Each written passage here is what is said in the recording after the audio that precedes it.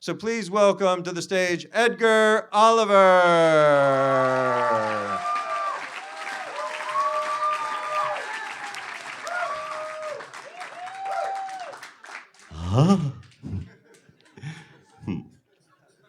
Mother used to always say to us, Savannah is a trap. It'll try to imprison you. Even if you manage to get away, it'll find a way to drag you back. Mother also used to say, beware of other people. They won't understand you. We're different. We're artists. So all throughout my childhood, it was just the three of us, Mother, Helen, and me. And then there was the world, as though we were lost in it. We were like three lost children, Mother, Helen, and me. No one ever made it into our house, especially relatives. Mother was deeply suspicious of relatives. And if some old friend from Mother's past did dare to pay a visit, they wouldn't have been there very long when Mother would begin sobbing and screaming, "You've been listening to the vicious gossip about me. I can tell. You've been listening to the vicious gossip about me." And she would advance on them, and they would back out the front door and flee, never to return. At which point we would all three run outside and jump in the car and zoom off, with Mother driving like a maniac. All throughout my childhood, we drove obsessively, at least 200 miles a day, sometimes 300. Anywhere, really. They were aimless drives. It didn't matter where we went, just so long as we were on the go. And Helen and I did our homework in the car, which to this day, I believe, deeply affected both my and Helen's handwriting, which no one can decipher. And at night, we would return to the house on 36th Street and lock ourselves in. And then we would plunge the downstairs into darkness, and all three make the terrifying journey upstairs together, where we would lock ourselves in upstairs for the night. We were all three so terrified of the dark that it never would have occurred to any of us to have a room of our own. So we all three slept together in the upstairs front bedroom. The rest of the rooms upstairs were stacked to the rafters with chests of drawers and trunks and armoires and boxes that were all locked and filled with Mother's secrets. We'd all three lie on our narrow beds in the front bedroom and beneath dim shaded lamps, and Mother would shuffle her gypsy witch cards, and Helen and I would read, which we did madly. And Mother would ask the gypsy witch cards things like what she should have to eat the next day. Eventually, the gypsy witch cards convinced Mother to go on a banana split diet. And invariably, at some point, Mother would beg Helen and me to rub her feet. So Helen and I would take turns sitting at the foot of Mother's bed for hours, kneading and twisting and tickling and pulling at her feet. We played This Little Piggy with Mother's toes deep into the night.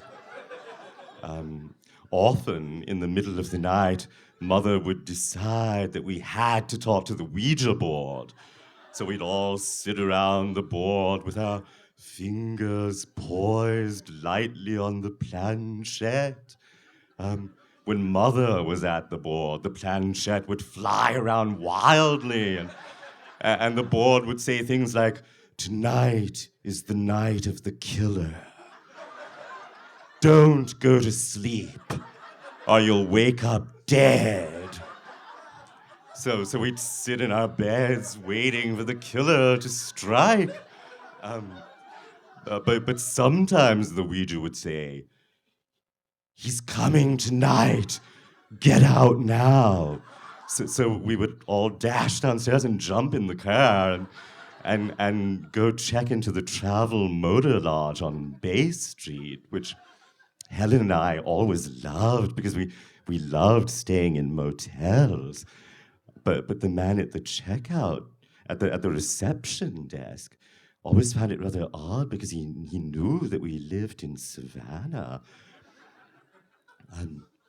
Helen and I had almost never spoken to a grown-up.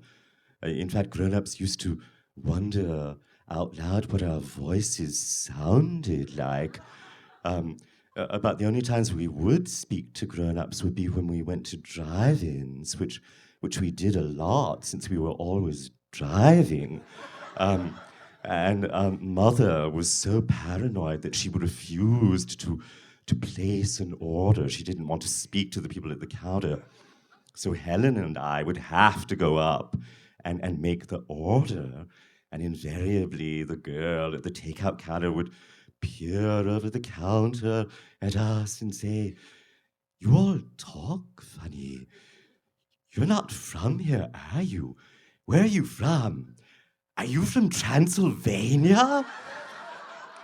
And then she would say, "Come look at the two little Transylvanian children. Are you two twins?" If ever any of our friends from school ever did walk home with us, as soon as they saw what house we lived in, this look of terror would come over them, and they would say, "You live in that house? How do you dare go inside? I wouldn't dare set foot on the front porch. That house is haunted." And then their look of terror would transfer itself from the house to us, and they would back away from us and say, "Your mother is a witch." And then they would run off without even saying goodbye to us over their shoulder. Helen and I always wondered why other children reacted that way, and we decided that maybe it was because sometimes when Mother's sorrowful rages took hold of her, she would go into the backyard and climb a ladder onto the roof of the shed, and she would stand on the roof and claw the air and curse the sky in her rage. When I was 13 and Helen was 14, we began to study French obsessively. It became our secret language that Mother couldn't understand, and we would speak French to one another madly for hours while rubbing Mother's feet. Those conversations with Helen in French were some of the most passionate conversations I've ever had in my whole life. We dreamt of being poets and painters and wild bohemians and rolling drunk in the gutters of Paris. Even when I was in high school, it never occurred to me that I would ever learn to drive. Helen never learned to drive either. I think that we somehow thought that Mother would always be there to do the driving. We did, however, both get bicycles, which we kept in the downstairs hall. At this point, Mother had begun to practice self-hypnosis. Helen and I would sit beside Mother as she lay on the upstairs couch and put herself through a series of hypnotic auto-suggestions. Mother would tell herself that she would feel full of self-esteem and really good about herself, and that she would no longer be driven to eat banana splits. And when Mother had placed herself in a deep, sound, hypnotic sleep, Helen and I would rise quietly and sneak downstairs. Mother kept a folding chair wedged under the front doorknob with 2 long strands of camel bells dangling from it. Mother said that the ringing of the bells would warn us in case a burglar tried to get in. But Helen and I had become convinced that Mother kept the camel bells there so she would hear us if we tried to leave in secret. Very slowly and carefully, we would move the chair out from under the front doorknob without making a single one of the camel bells ring. Then we would grab our bikes and run outside and quietly shut the door and zoom off on our bikes, alone, without Mother, together. The most wild, adventuresome feeling. But invariably, no matter how far we'd gotten into what God-forsaken stretch of town, we would look back over our shoulders, and there would be Mother's blue Chevy 2 bearing down on us at top speed, with Mother at the wheel biting her lip and driving like a maniac, trying to drive us off the road. It seemed like Mother didn't care whether she killed us, so long as she stopped us going off without her. Our longing to get away from Mother began to grow very deep. When I graduated from high school, we all 3 took the train up north to Washington. Helen and I were going to attend George Washington University, and we were all going to live together in that room on the top floor of Mr. Schweyer's rooming house in Georgetown. And it would be the 3 of us, like it always was, like it always would be. But Helen and I knew that that summer would end differently. We were going to run away together to Paris. We had made our plane reservations in secret. We had some money in trust from our father, who had died before I was born of a morphine overdose. We wrote to the bank in secret, asking that the monthly checks be sent in our names and no longer in our mother's name. By running away, we were pulling the financial rug out from under Mother's feet.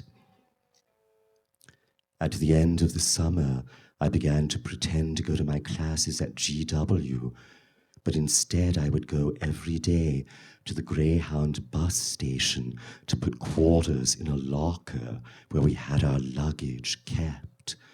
The day came for us to fly away. Neither of us had ever flown before, but what concerned us was getting Mother to go to the National Gallery alone, without us.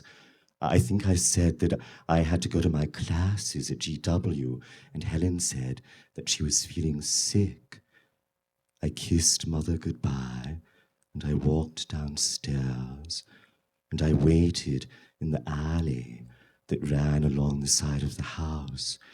Helen was going to pull one of the blinds down in the top floor bay window as a signal to me that Mother had left. I was waiting in the alley, waiting to betray Mother. I peered around the side of the house. Mother had just walked out the front door. She was walking away. Her back was to me. She was walking away downhill to catch the bus at the foot of 30th Street. She was wearing her big Harris tweed men's overcoat like she always did, and her crocheted hat that she had made herself that was shaped like a ziggurat, and her loony boots that she had ordered from the Mercer Hill shoe catalogue that had fur tongues and that looked like boots a bear would wear. And her wild hair was poking out all round from under her crocheted hat. She was swinging her arms as she walked. She looked like a clown walking away. Thanks.